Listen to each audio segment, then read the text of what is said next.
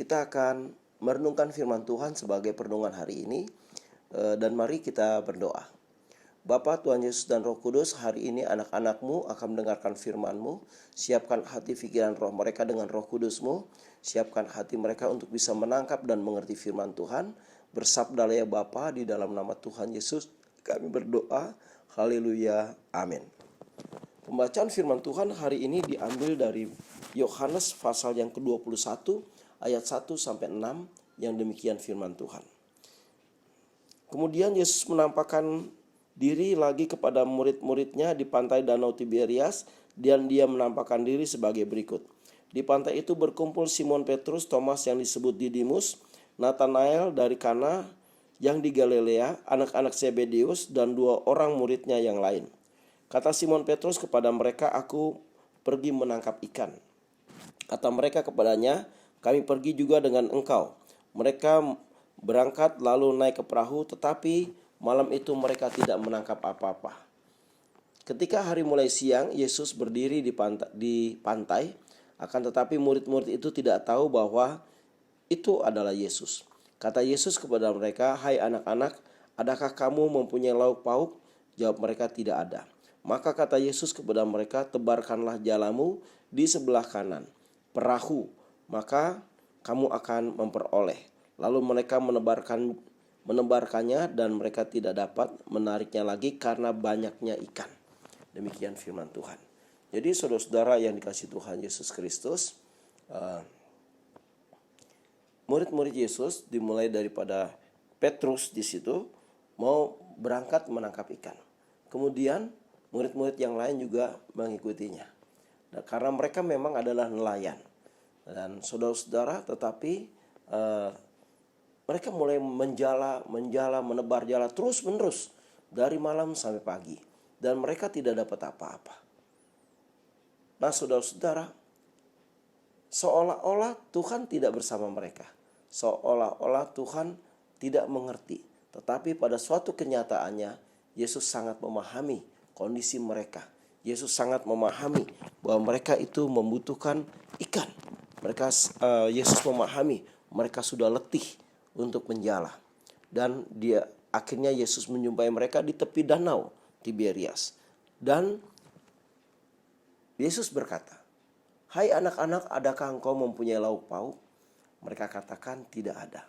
Dan Yesus berfirman, "Tebarkanlah jalamu ke sebelah kanan, maka engkau akan memperolehnya." Dan mereka menangkap firman Tuhan dan melaksanakan firman Tuhan. Ditebarkannya jala itu ke sebelah kanan dan mereka memperolehnya. Sampai mereka berat atau sulit untuk menariknya karena banyaknya ikan yang mereka peroleh. Nah, saudara-saudara yang dikasihi Tuhan Yesus Kristus, jadi Yesus adalah jawaban dari setiap pergumulan. Ya, Yesus mengerti, Yesus peduli, Yesus mengasihi murid-muridnya dan tidak pernah meninggalkan murid-muridnya, dan firman-Nya berkuasa. Itu yang paling penting, saudara. Firman-Nya berkuasa.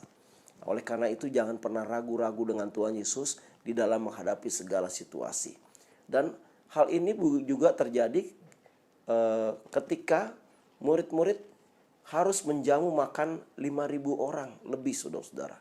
Yang ada hanya 5 roti dan 2 ikan. Tetapi di tangan Yesus, 5 roti dan 2 ikan itu bisa menjamu 5.000 orang lebih, dan sisa 12 bakul, dan mereka semua sudah kenyang, ya. Karena Yesus berkata kepada anak-anaknya atau murid-muridnya, "Engkau harus memberikan makan." Murid-muridnya bingung, ya, tapi buat Yesus itu bukan masalah. Karena jalan-jalan Yesus adalah jalan-jalan yang ilahi, ya. Dan Yesus menengadah ke atas dan berdoa dan menjadikan roti itu berlimpah-limpah. Saudara-saudara, hal ini juga terjadi keajaiban ketika ada seorang ibu yang sudah 12 tahun pendarahan. Dia sudah mungkin putus asa, kecewa, dia mungkin sudah sedih, kehilangan pengharapan, kehilangan keuangan dan sebagainya. Tetapi ketika dia mendengar Yesus, dia mendekati Yesus dari kerumunan banyak orang. Mungkinnya badannya juga ada kurus, mungkin dia jatuh bangun untuk mendapatkan Yesus. Tapi imannya hanya berbicara, "Asal ku jamah saja jubahnya, pasti aku akan sembuh." Dan benar Tuhan, saudara, ketika dia jamah, dia mengalami suatu kesembuhan. Jadi iman ibu itu menyelamatkan. Ya, iman kepada Yesus. Ya, jadi dia menyelesaikan masalah bersama Yesus. Para murid menyelesaikan masalah dengan Yesus. Ya, kita juga gitu saudara. Murid-murid di akhir zaman yang dikepung dengan banyak macam persoalan. Persoalan ekonomi, persoalan politik, persoalan macam-macam saudara. Ya, persoalan penyakit. Tapi ingat, ada nama pembebas, ada nama yang hebat.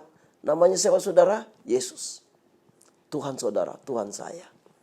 Ya, gembala kita, sahabat kita, raja dari segala raja yang firman-Nya berkuasa. Berteriaklah kepada Yesus, maka jawaban akan terjadi. Tuhan memberkati. Amin.